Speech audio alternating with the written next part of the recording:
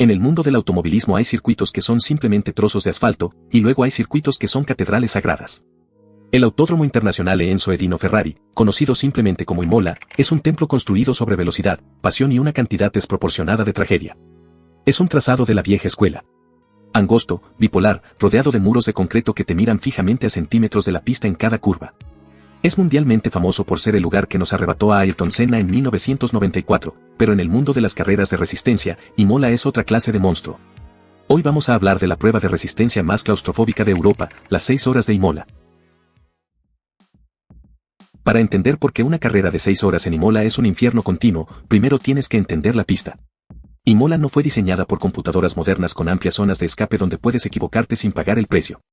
Fue esculpida en las colinas de la región de Emilia-Romagna, en una época donde los circuitos eran angostos, rápidos y completamente despiadados. Tiene 4.909 kilómetros de longitud y se corre en sentido antihorario, es decir, en contra de las manecillas del reloj. Eso significa que la mayoría de las curvas importantes cargan el cuerpo del piloto hacia la derecha, fatigando el lado izquierdo del cuello de forma acumulativa y brutal durante 6 horas seguidas. En el Campeonato Mundial de Resistencia Moderno, el WS, conviven dos clases muy distintas. La categoría reina son los hipercar, prototipos enormes, anchos y veloces que cuestan varios millones de dólares. Y la clase LMGT3, coches deportivos de producción como el Ford Mustang, el Porsche 911 o el Aston Martin Vantage, considerablemente más lentos. El problema de Imola es que la pista es tan angosta que los hipercar no tienen espacio físico para rebasar a los GT3 de manera limpia y segura. Es un embotellamiento constante a 300 km por hora. Un piloto de Toyota o Porsche se pasa las 6 horas de carrera con las luces altas encendidas, gritando por la radio y metiendo la nariz de su coche de $3 millones por huecos donde apenas cabe una hoja de papel. Un error de 1 milímetro y te vas contra el muro. El segundo asesino es la variante alta, la chicana ubicada en la cima de la colina del circuito. Los coches modernos tienen la suspensión bajada al mínimo para aprovechar la aerodinámica. Pero los bordillos de Imola son enormes, altos y duros como caparazones de tortuga de concreto macizo. Para ir rápido, el piloto tiene que pasarlos por encima. Cuando un hipercar los golpea a 150 km por hora, el coche se eleva y aterriza con toda la fuerza. Si el ángulo de entrada está incorrecto en apenas 1 grado, el fondo plano de fibra de carbono destruye la caja de cambios o el chasis. Imola no tolera la delicadeza. Las carreras de resistencia no desembarcaron en Imola la semana pasada. Las cicatrices del circuito están empapadas de una historia tan sangrienta como gloriosa que rastrea sus orígenes hasta los añorados 1000 kilómetros de Imola en la cruda década de los 70. No obstante, el cenit absoluto de la brutalidad mecánica se alcanzó en la edad dorada del reglamento del Grupo C, a principios de los 80. Transpórtate con la mente al año 1984. Aquel asfalto era el cuadrilátero de una colisión ideológica monumental entre dos filosofías irreconciliables, la implacable máquina de guerra alemana, el Porsche 956, frente a la escultura de la velocidad nacida en Turín, el Lancia LC2. El Porsche representaba la definición de manual de la eficiencia germana. Equipado con un motor boxer biturbo de 6 cilindros planos, demostró ser inquebrantable, administrando el drástico y asfixiante límite de consumo de 60 litros a los 100 kilómetros con la precisión matemática de un relojero. No era el vehículo más ruidoso ni el más teatral del paddock, pero sí el depredador más inteligente. El Lancia LC2, engalanado majestuosamente con los colores sagrados de Martini, era exactamente la antítesis. Concebido con la bendición y el poder de la familia Fiat, sus entrañas albergaban un motor V8 biturbo desarrollado bajo la atenta mirada de Maranello y Ferrari. Era un artefacto obscenamente violento cuando todo el engranaje funcionaba, capaz de fracturar los tímpanos de los devotos italianos que abarrotaban las colinas. Bajo la implacable báscula del escrutinio técnico, estas bestias marcaban 850 kilos y eyectaban ráfagas que superaban sin piedad los 800 caballos de fuerza. Pilotarlos era un ejercicio puro de supervivencia física, sin dirección hidráulica que mitigara el peso y sin el mínimo atisbo de frenos ABS. Leyendas al volante como Hans-Joachim Stack, Stefan Bellof y Derek Bell libraban un pulso agónico y constante contra las inercias del volante bajo condiciones térmicas asfixiantes. Todo esto se sumaba a la pesadilla del turbo-lag primitivo de los grandes compresores de la época. El piloto hundía el pie en el acelerador buscando el ápice de la curva, reinaba el silencio rotundo durante un par de agonizantes segundos de retardo magnético, y de repente, toda la potencia del infierno llegaba de un solo golpe sísmico. Si la pista escondía una brizna de polvo o rocío en ese preciso punto de contacto, el prototipo salía escupido hacia los árboles sin que un solo microchip acudiera en tu auxilio. La narrativa de la época tendía a repetir el mismo patrón melancólico. El Lancia LC2, exhalando fuego, devoraba los cronómetros a una vuelta, monopolizando las poles y provocando el delirio febril de los tifosi. Pero en la distancia, la cruda realidad del desgaste los estrangulaba. El voraz motor V8 italiano vampirizaba demasiada gasolina bajo las restricciones de la FIA, obligándolos a ralentizar el paso, mientras la masa del vehículo aniquilaba los discos de freno tratando de detenerse en las salvajes frenadas de Ribasa. Imola, sin embargo, vio destellos de luz. En 1983, Lancia se coronó aquí, y en el turbulento 1984, cuando el equipo de fábrica de Porsche decidió boicotear la cita italiana por conflictos políticos, el escenario parecía destinado a la gloria roja. Pese a ello, la fragilidad tecnológica los traicionó a mitad de camino, y la corona acabó paradójicamente en manos de un Porsche 956B de un equipo privado suizo. La eterna dicotomía del automovilismo italiano, profundamente fascinante e insuperable en su velocidad pura, pero trágicamente frágil ante la erosión del tiempo, comenzó a tatuarse en esta pista, entre el inconfundible hedor a gasolina cruda, frenos carbonizados y sueños rotos. Durante casi un cuarto de siglo, los grandes titanes del Campeonato Mundial de Resistencia dieron la espalda al Valle de Imola. El circuito tuvo que sobrevivir a sus propios demonios forjados en la tragedia de la Fórmula 1. Fue sometido a mutilaciones arquitectónicas severas para domar su letalidad y los imponentes Sport prototipos desaparecieron del calendario. Sin embargo, en la temporada 2011, la Copa Intercontinental de Le Mans, el embrión directo del WS moderno, retornó a este suelo sagrado. Y lo hizo desatando a los depredadores más tenebrosos e incomprensibles que jamás hayan profanado la tranquilidad de la región, el apocalíptico choque de titanes turbodiesel entre el Audi R18 TDI y el implacable Peugeot 908. Aquellos leviatanes oscuros no emitían ningún sonido que el tímpano de un aficionado al automovilismo estuviera condicionado a descifrar en un autódromo. Atrás habían quedado los años del mastodóntico V12 de 5,5 litros. Por mandato castigador de los reguladores, sus entrañas habían sido drásticamente amputadas y constreñidas a bloques V8 de 3,7 litros, pero la violencia interna de la compresión turbodiesel permanecía inquebrantable. Carecían por completo del agudo, romántico y celestial alarido de un motor de gasolina girando al límite de sus revoluciones. En su lugar, expulsaban un silbido abisal y amenazante, un siseo grave presurizado semejante a una turbina de aviación industrial, apenas roto por el chirrido agónico de los neumáticos luchando por sobrevivir bajo una carga aerodinámica aplastante. Al catapultarse desde las sombrías profundidades de la horquilla de Acque Minerali, la monstruosa transferencia de fuerza bruta abrumaba el agarre mecánico de la goma. Parecía que la bestia estuviera escarbando para arrancar el asfalto de sus cimientos geológicos, dejando gruesas y humeantes cicatrices de caucho negro fundido tatuadas sobre la pista. Aquel fin de semana dominical se transformó en una ejecución sumaria francesa de principio a fin. El piloto, Sébastien Bourdais, flanqueado por el virtuosismo táctico de Anthony Davidson, llevó el Peugeot 908 a lo más alto del podio en un demoledor doblete que dejó a las tropas germanas de Audi paralizadas y huérfanas de cualquier respuesta. La magia de la resistencia pura había ejecutado una resurrección magistral a orillas del río Santerno, pero los inflexibles dictados burocráticos y los intereses expansivos del calendario alejarían de nuevo al pelotón del WS de estas históricas colinas durante 13 largos y silenciosos años. El WS normalmente disputa su carrera italiana en Monza. Pero durante el invierno de 2023, el templo de la velocidad estaba en proceso de remodelaciones importantes. La FIA necesitaba una pista italiana de reemplazo con urgencia. El teléfono sonó en la oficina del circuito Enzo Edino Ferrari. Las 6 horas de Imola de 2024 quedaron en el calendario.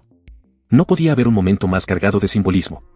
Estamos en la era de los hipercar, la parrilla más cara y numerosa de la historia moderna del WS. Estaban todos, Toyota, Porsche, Cadillac, BMW, Lamborghini, Peugeot, Alpine. Más de 15 coches de clase reina en una pista que en sus mejores tiempos era desafiante con la mitad de ese número.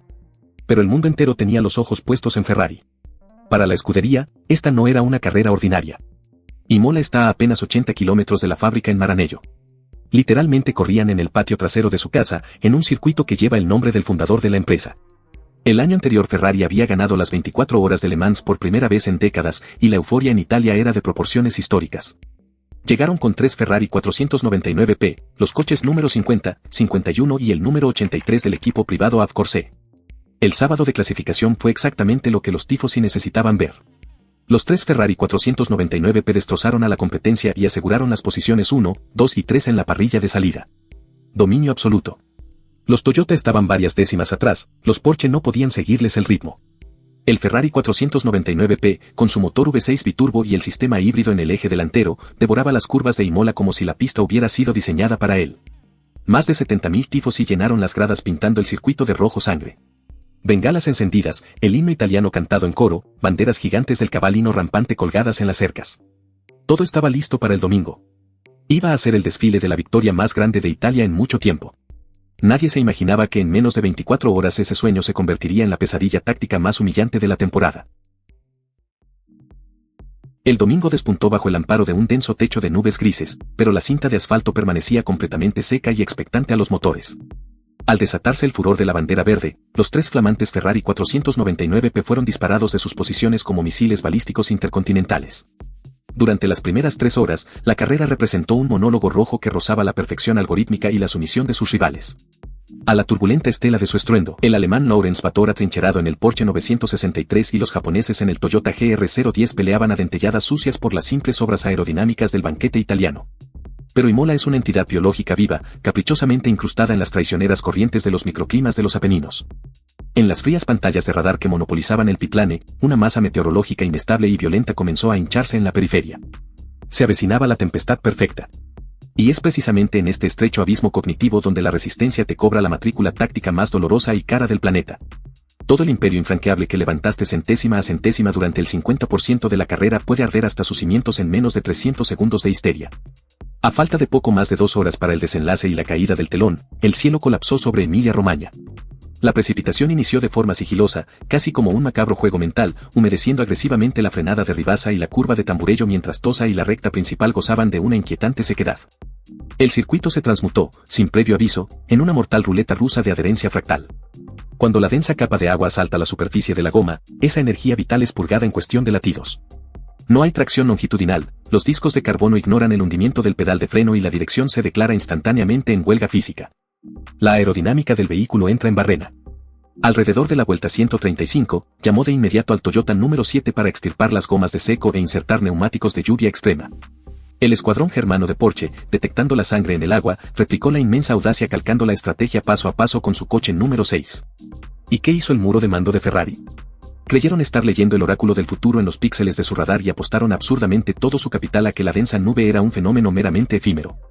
Renunciaron a la lógica de separar sus estrategias, decidieron no diversificar sus abultadas opciones, ordenando tajantemente a los 3 espléndidos 499 agonizar sobre la pista resbaladiza con las inútiles ruedas lisas, rezando febrilmente para que el asfalto irradiara calor y la lluvia se evaporara al instante. El diluvio, lejos de amainar por mandato divino, se enfureció. La cámara on-board insertada en el habitáculo del Ferrari número 50 escupía imágenes escalofriantes que helaban la sangre. Mientras tanto, el sigiloso Toyota, ahora empuñado ferozmente por el neerlandés Nick de Vries, cabalgando sobre eficientes neumáticos acanalados, volaba llanamente sobre el abismo y masacraba implacable los espesos charcos del asfalto. Las televisiones globales capturaron el implacable acto final de humillación deportiva cuando la silueta negra del bólido nipón de Vries engulló por el exterior a la caballería italiana como si los impotentes Ferrari estuvieran encadenados al asfalto mojado. Ferrari, hundida en la negación, forzó a sus 3 soldados a resistir y patinar en ese infierno de agua durante 4 interminables e inhumanas vueltas antes de arriar, por pura rendición física, la bandera blanca y entrar arrastrándose a los boxes. Esos crueles minutos derrochados bajo la lluvia arrastraron al majestuoso tridente rojo desde las gloriosas 3 primeras posiciones hasta hundirlos en la profunda miseria de la 7ª plaza y más allá. La traición a los tifosi no procedía del fallo esporádico de una fría máquina, sino de la soberbia inoperancia táctica de los hombres apostados cómodamente detrás de los ordenadores portátiles. Con Ferrari eliminado de la pelea por su propia decisión, la última hora y media de las 6 horas de Imola se transformó en un duelo a muerte entre 2 de los mejores pilotos del campeonato, el japonés Kamui Kobayashi en el Toyota número 7 y el francés Kevin Estre en el Porsche número 6. La lluvia paró y la pista comenzó a secarse gradualmente, pero quedaban parches de agua en zonas con sombra. Condiciones mixtas y cambiantes, el peor escenario posible para la gestión de neumáticos. Kobayashi iba líder, pero cargaba un problema enorme. Toyota había apostado todo a no realizar otra parada en pits. El japonés tenía que gestionar el consumo de gasolina y la energía de la batería a niveles que rozaban lo imposible, mientras se defendía de un Porsche que venía a fondo. Kobayashi aplicaba la técnica de lift and coast en las rectas, soltando el acelerador unos metros antes de lo normal para que el motor eléctrico recuperara energía y el consumo cayera. Eso cuesta tiempo, pero puede darte la vuelta de autonomía que necesitas para llegar al final sin parar. Kevin Estre, pilotando el Porsche 963 con la agresividad de quien sabe que solo tiene una oportunidad, le recortaba 1 segundo por vuelta al Toyota. Faltando 3 vueltas para el final, el Porsche llegó a la cola del Toyota. Un coche alemán rojo y blanco persiguiendo a un coche japonés negro en una pista italiana, peleando por la victoria a 300 km por hora. En la última vuelta, Estre intentó un ataque en la frenada de la horquilla de Tamburello. Kobayashi, con el nivel de gasolina en números rojos, usó el último destello del sistema híbrido eléctrico del eje delantero para traccionar a la salida de la curva, cerrar la puerta y cruzar la bandera a cuadros con el espejo lleno de Porsche. El Toyota número 7 ganó las 6 horas de Imola por apenas 7 segundos sobre el Porsche. Un equipo japonés que no era el más veloz el sábado utilizó la inteligencia táctica, la lectura del clima y una sangre fría de nivel olímpico para arrebatarle la victoria de las manos a Italia en su propio circuito. El mejor Ferrari terminó en 4ª posición. El daño era irreparable y todos lo sabían. El automovilismo moderno a veces peca de ser demasiado predecible. Hay circuitos en el desierto donde el dinero y la tecnología lo controlan casi todo. Pero el Autódromo Enzo Edino Ferrari en Imola es un antídoto brutal contra la arrogancia. Es una reliquia de concreto, hierba al borde de la pista y muros estrechos que te recuerda que la madre naturaleza y el error humano siempre tendrán la última palabra, sin importar cuántos ingenieros estén sentados detrás de sus laptops. Ganar en Imola no requiere solo caballos de fuerza. Requiere inteligencia para leer el cielo oscuro de los Apeninos antes de que sea demasiado tarde, y los nervios de un samurái para aguantar la presión cuando la pista se convierte en hielo. Ferrari lloró en su propia casa, y Toyota nos demostró que en la resistencia, el cerebro siempre será el motor más poderoso que lleva el coche.